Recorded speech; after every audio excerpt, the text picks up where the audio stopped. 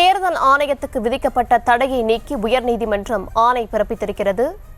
இரட்டை இலை சின்னம் ஒதுக்கீடு செய்யும் விவகாரத்தில் சட்டப்படி விசாரணை நடத்த வேண்டும் என்று உயர்நீதிமன்றம் தீர்ப்பு வழங்கியிருக்கிறது.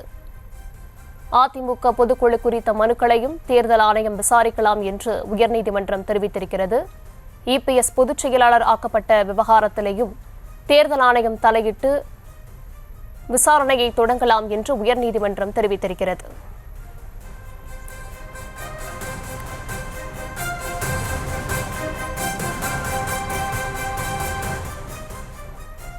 இந்த தருணத்தில் நம்முடன் இணைப்பில் இணைகிறார் அரசியல் விமர்சகர் திரு ரவீந்திரன் துரைசாமி. வணக்கம் திரு ரவீந்திரன் துரைசாமி. இரட்டை இலை சின்னம் ஒதுக்கீடு செய்யும் விவகாரத்தில் சட்டப்படி விசாரணை நடத்தலாம் அப்படின்னு உயர்நீதிமன்றம் உத்தரவு பிறப்பித்திருக்கிறது. இது இபிஎஸ் தரப்புக்கு பின்னடைவா இருக்குமா? அடுத்த கட்ட நடவடிக்கை என்னவா இருக்கும்? விவரங்கள் இபிஎஸ் தரப்புக்கு இது ஒரு பெருத்த பின்னடைவா தான் இருக்கும்.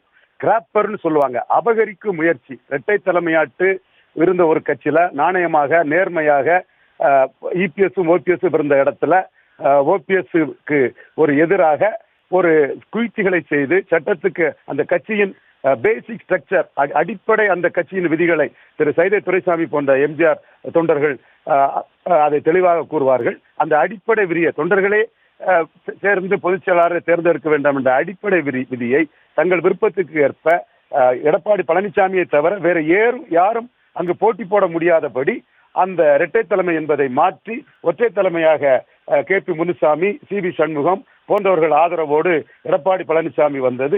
எகெயின்ஸ்ட் லா என்ற ஒரு கருத்து பொதுமக்கள் மத்தியில் இருந்தது.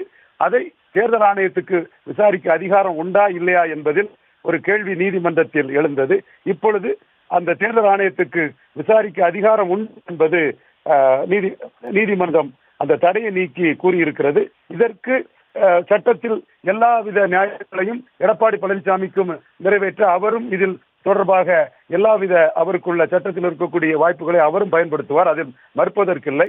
என்றாலும் இன்றைய தினம் தேர்தல் ஆணையம் இதை விசாரிக்கலாம் என்பது இந்த அதிமுக பொதுச் செயலாளர் எடப்பாடி பழனிசாமி தான் இரட்டை இலை சின்னம் அவருக்கு தான் என்பது 100% உறுதி அல்ல. அதில் மாற்றங்கள் வரலாம். இரட்டை தலைமை 2 பேருக்கு உரிமையாயிருந்த இரட்டை இலை சின்னத்தை 2021ஆம் ஆண்டு 2 பேர் கையெழுத்து போட்டு இரட்டை இலை சின்னத்தை விநியோகித்த சூழ்நிலை மாறி இவருக்கு மட்டுமே இரட்டை இலை சின்னையின் உரிமை, இவர் மட்டுமே அதிமுகவின் பொதுச் செயலாளர் என்பது இப்பொழுது கேள்விக்குறியாக இருக்கிறது. இது எந்த வகையில் போகிறது, எப்படி போகிறது என்பதை பொறுத்திருந்துதான் பார்க்க வேண்டும். அதே வேளையில் சட்டப்படி எடப்பாடி பழனிசாமிக்கும் தான் உரிமை நிலைநாட்ட அனைத்து சட்டப்பூர்வமான நடவடிக்கைகளிலும் அவரும் ஈடுபடலாம்.